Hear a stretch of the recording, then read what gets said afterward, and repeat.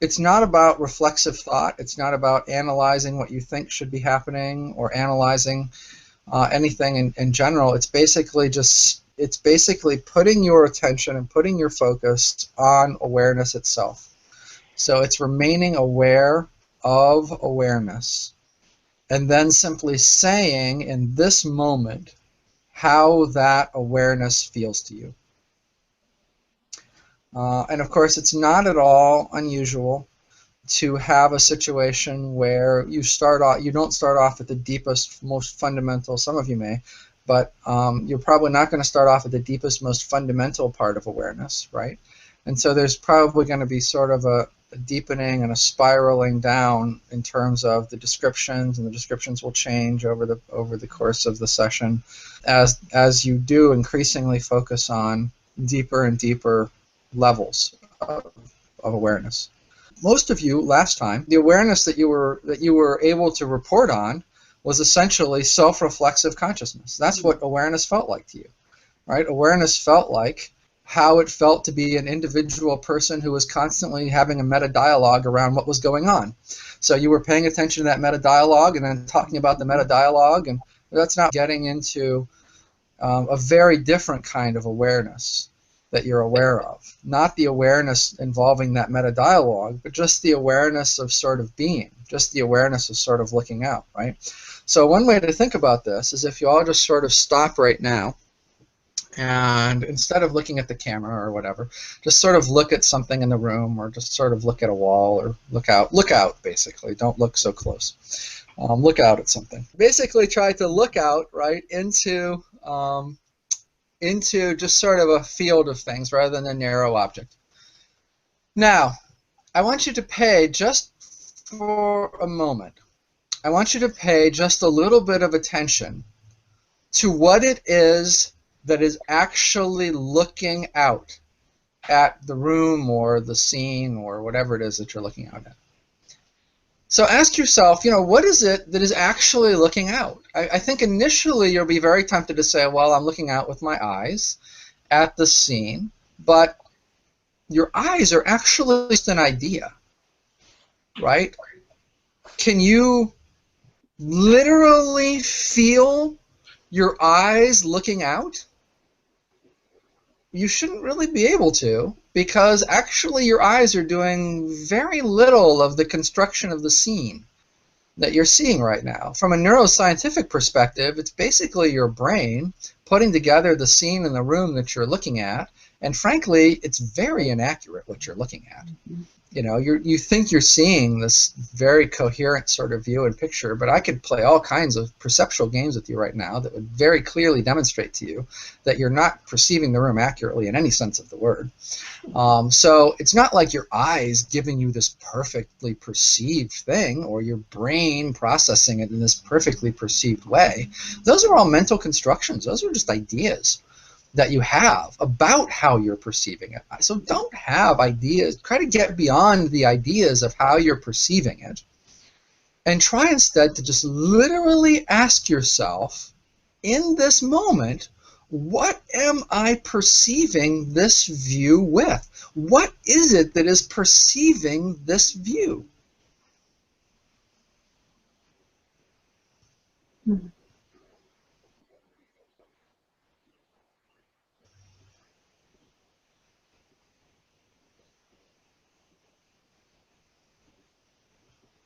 There is actually an answer to this question. And the answer to the question is very, very obvious, because it's literally what you're perceiving it with all the time. You're just not thinking about it, that being what you're perceiving it with all the time.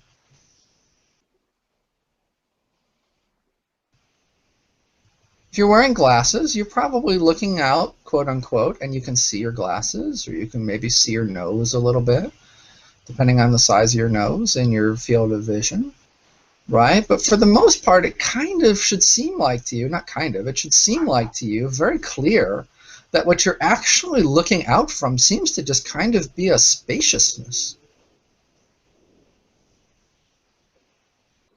You're not really looking out from anything. You're just kind of perceiving things from this general spaciousness right now.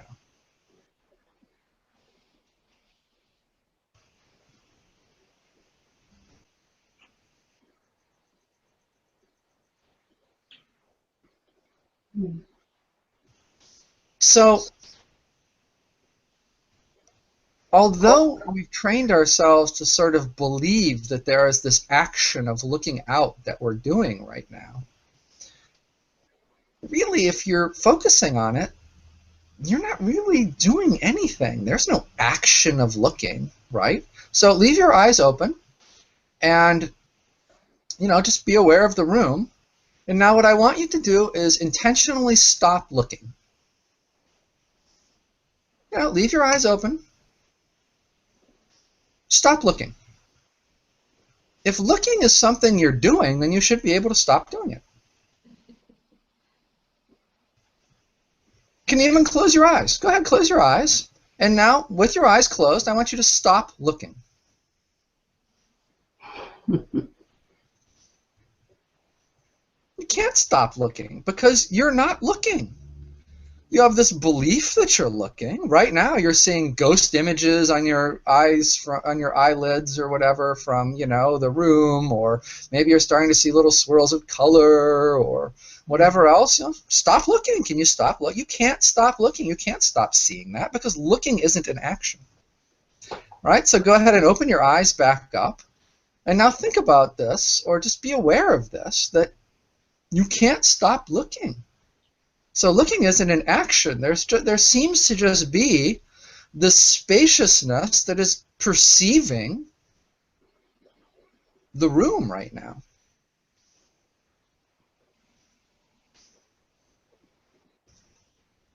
You can no more stop that perception of the room than you can stop being. And in fact, there's really no difference between those two. Instead of saying stop seeing, I could have just as easily said stop being. And no matter how hard you try, you can't stop being. It's all still here.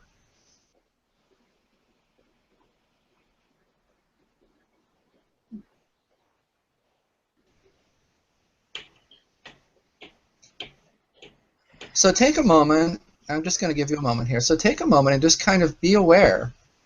Just kind of be aware of the fact that there's just this spaciousness, essentially, that you seem to be experiencing everything with. And that spaciousness isn't just limited to what you're seeing in the room. It's also experiencing sounds. It's experiencing sensations in your body. It's experiencing thoughts. It's experiencing emotions. It's experiencing everything. There's just kind of this spaciousness, or this very simple awareness that is experiencing all of these things. It's experiencing all of your sensations. It's experiencing things through all of your senses: taste, smell, touch, hearing, sight. It's experiencing your thoughts, your emotions. And you can't turn it off, no matter how hard you try. You can't stop it. It's still there.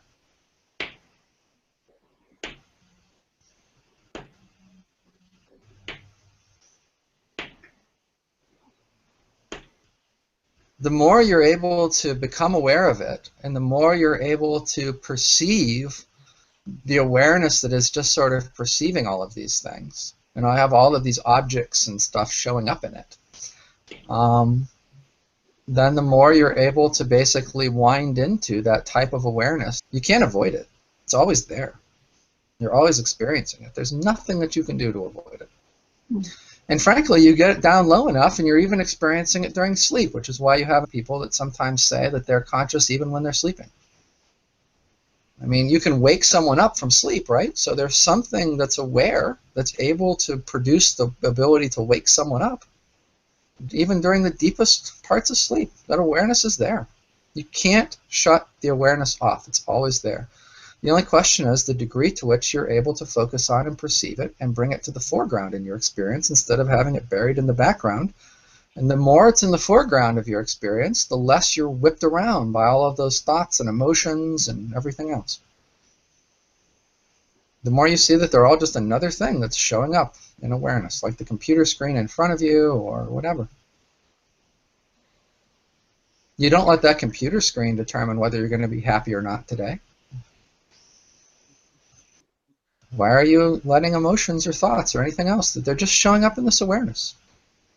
So when you're asked to report and go from person to person and talk about and say What is it that I feel when I'm being aware of awareness? I think this is a very good sort of starting point, right? This is the type of awareness that we're talking about, getting you get more in touch with and getting you a deeper experience of.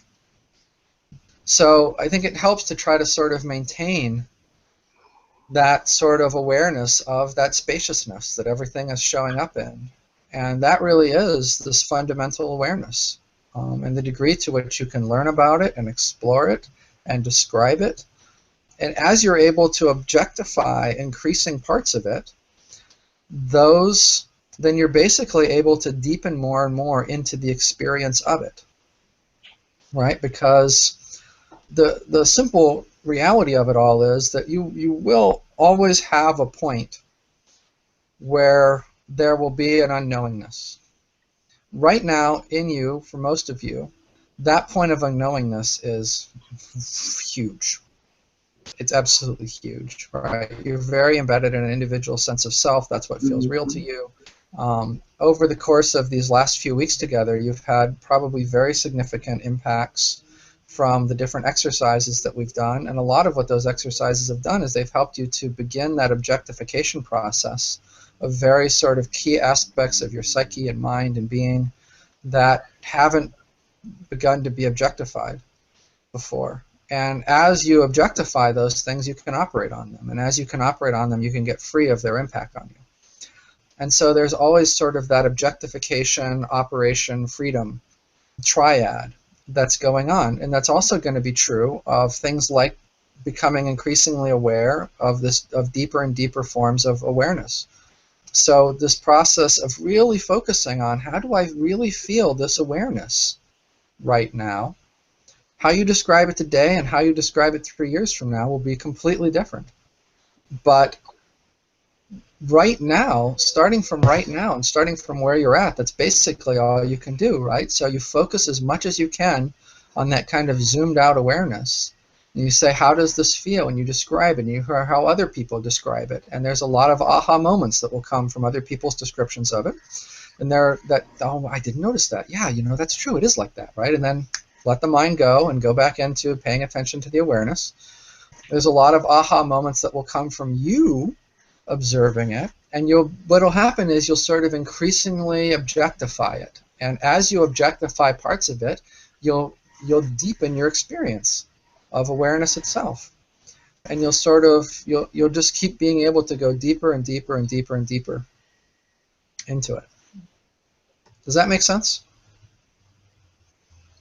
Yes and no. What's the no? Oh,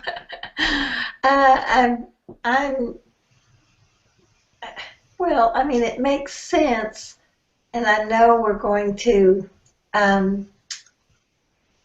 improve our way of describing it, but to me, using symbols to describe a non-symbolic experience is a conflict. I mean, awareness is almost indescribable. So to try to describe it with words as symbols is, I don't have a word for it. It feels conflictual is probably a good way to put it, huh? And yeah, I think that's a very valid point. I would counter the point with this, and that is, right now, as far as I can tell, as far as I know, all of you are very far away from a level of fundamental awareness that cannot be described with symbology. And so I would say that it is true. There really will be a point that can be reached where symbolic language is of no use. However, we're not there yet, unless you're there, which is possible. But if you suspect that you're not there, then what you're probably feeling more than anything else is not that unsimilar from the conflicts that can arise internally and psychologically with meditation. And so there's absolutely, I think, with this process of frustration that can arise on the part of conscious, individualized mind in trying to use language to describe this. However, think about this. When Nicole, yesterday or whenever it was, and she was experiencing 4 hours of being in basically just embedded in thoughtless awareness, embedded in sort of that low-level awareness, it was no problem. There was no perceived effort. There was no perceived conflict in describing her awareness or discussing her awareness. It did not seem like there was an abrasiveness to using words to describe the experience. The words just flowed out of her mouth without any thought, with her often being as surprised by what they were as everybody else. And so you know that you haven't reached sort of that point of more fundamental awareness, even at sort of a higher level in this process, when you're feeling that abrasiveness with language, because the only thing that's feeling that abrasiveness with language is the individualized self. When you're actually just in awareness and the words are flowing out from that deep awareness, there's no barrier involving them. It's just flowing. Everything is just flowing. Everything is just happening, including the words. So what you're seeing there is actually not something that conflicts or is an underlying problem with fundamental awareness, because people run huge companies with fundamental awareness and everything else, which obviously involves a tremendous amount of symbolic stuff. But it's the conflict of the fact that you're still so deeply embedded in individuated symbolic processes that are trying hard. It's, oh my God, my symbolic mind is trying so hard to make a concept out of this. It doesn't work. It can't. When you're speaking from fundamental awareness, you're speaking from beyond that point of conceptualizing and objectifying it. When I speak of objectifying it, it's not in a conceptual way. It's that, a deeper level of awareness has taken another part of that was previously seen as what your deep awareness was as an object, and is now operating on it. It doesn't mean that it's, building language structures or whatever necessarily around it. It's able to talk about it, but it's not a conceptual thing. It's an experienced thing. Whereas the mind and symbols, they're always conceptual. They're never the thing itself. Does that make sense? So would you say not put so much pressure on ourselves, to just see this as the process of learning to move to that place? Yeah, absolutely. This is just good practice,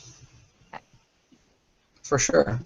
And the great thing about the practice of it is that you can keep each other honest about the degree to which someone is going into past or future, or is giving you analyzed thoughts rather than just direct observation thoughts. So there's an honesty that you need to sort of keep among the group members. It's okay to jump in and say, well, I don't know, Patricia, that sounds a little bit like, maybe that thought was analyzed a little too much, and maybe you're not just directly reporting your immediate experience. Or so you're going to have to kind of, as a group, cohere and keep each other honest around these points. Remember that you're all going to be at different places, and you're all going to have completely different experiences. In fact, the more you worry about it, the more you're just going to frustrate yourself more than you otherwise need to. But in an exercise like this, it can be helpful, I think, to hear other perspectives, because as you're easing your way into this, it's pretty similar. It's pretty similar across people. And PNSE, under the hood, is pretty similar across people as well. Even though there are differences, it's still, it's similar enough that as you're easing your way in with language, and you're hearing other people describe where they're at and how they're experiencing awareness, there might be a thought that comes up like, oh wow, that person is like way behind me. I was experiencing that a week ago. Or there may be something that comes up that clicks and is like, oh, that is my experience too. Wow, okay, yeah, I see that about awareness. Oh, I totally missed that. or whatever. I mean, take what you take, leave what you leave, but don't assume that there is some sort of universal way that this is supposed to just be magically showing up for everybody. You all completely different brains, you all completely different nervous systems, there's different cultural conditioning, beliefs, ideologies, different genetics at play. You can't use, if there was a standard benchmark, you'd see it published worldwide in every religion. It doesn't exist because it doesn't exist. Mhm. Okay, so I would say take a few minutes and get yourself back into that just sort of understanding and awareness that you're just sort of looking out at space and experiencing just this, whatever this is, and what is it that's experiencing this, and just try to sort of get yourself, get yourself back into that place where you can sort of experience awareness, and you can decide when you want to wrap up. It's totally up to you. And you can also get together. You can get together in small groups, and you can do this whenever you want. Over these video chats as well. For our last bit of time here, what I'd like you to do is just relax and focus on awareness. And I want you to see to what degree the awareness that you're focused on matches the things that I say. So just focus on awareness. Focus on your awareness. Awareness focusing on itself. Awareness focusing on awareness, or attention. Put your attention on awareness is another way of saying it that sometimes is easier for people to do.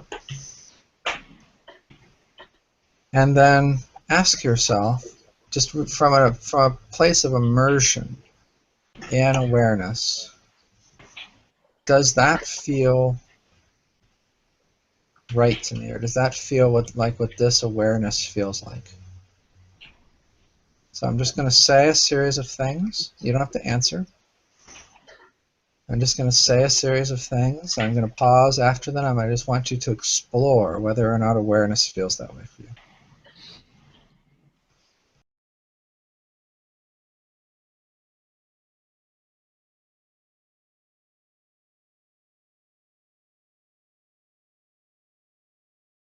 Awareness feels vast.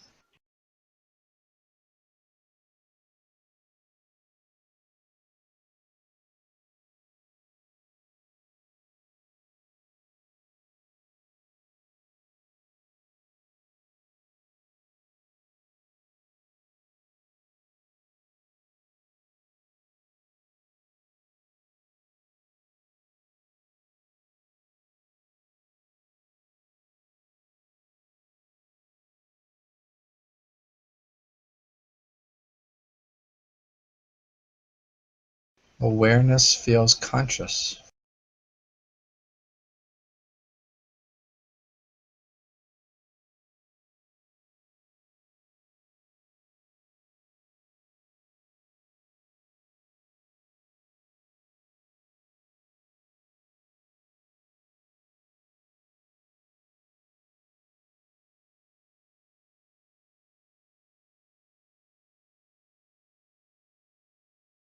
Awareness both contains everything and is everything.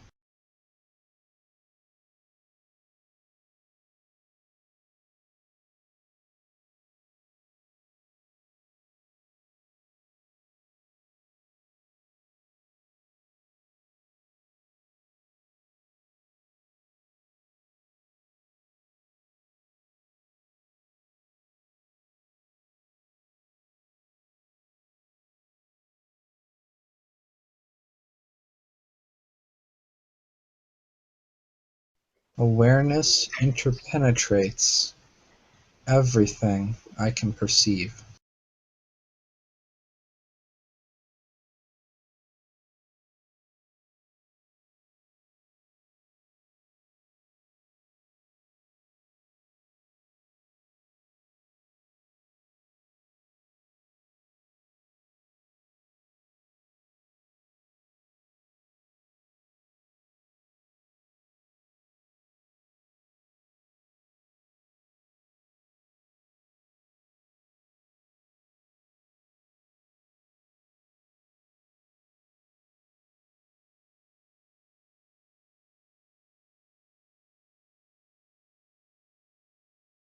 Awareness feels bound by time.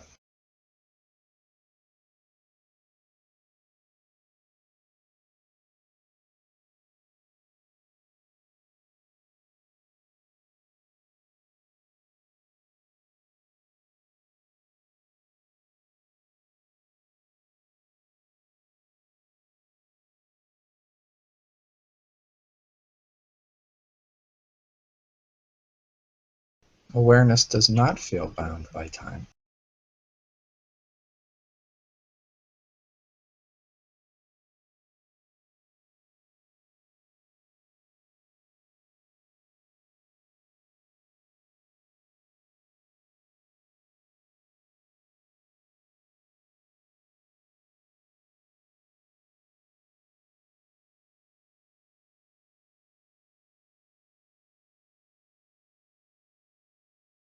Awareness is experience.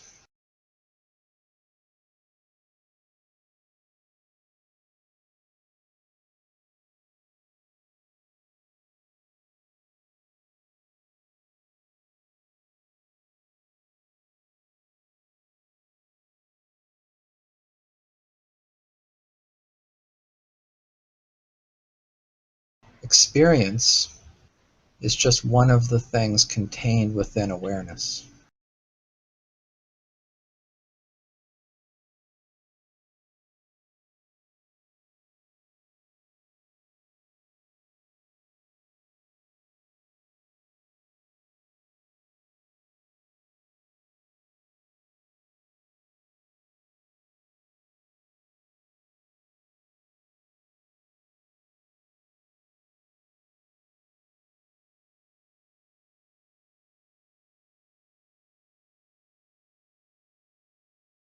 Awareness feels deep.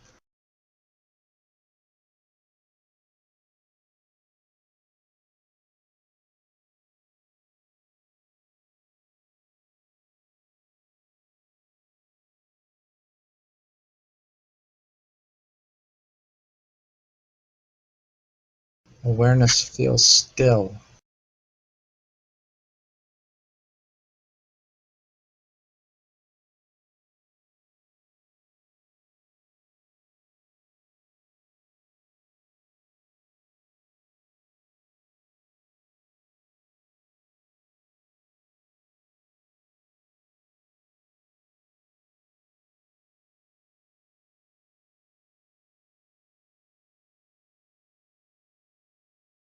Although awareness interpenetrates all of my experiences, there's a stillness beneath it all.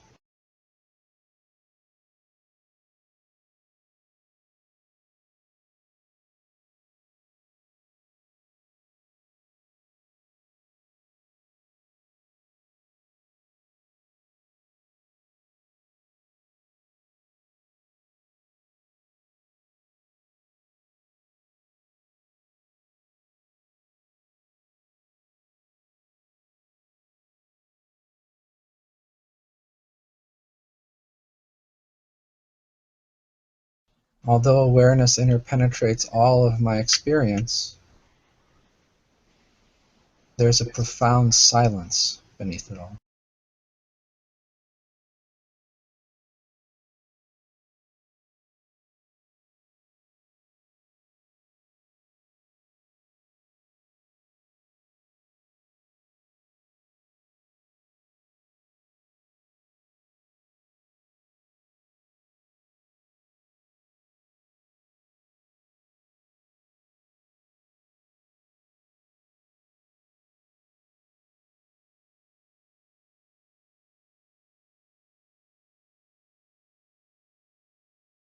Awareness feels like a spaciousness in which everything arises.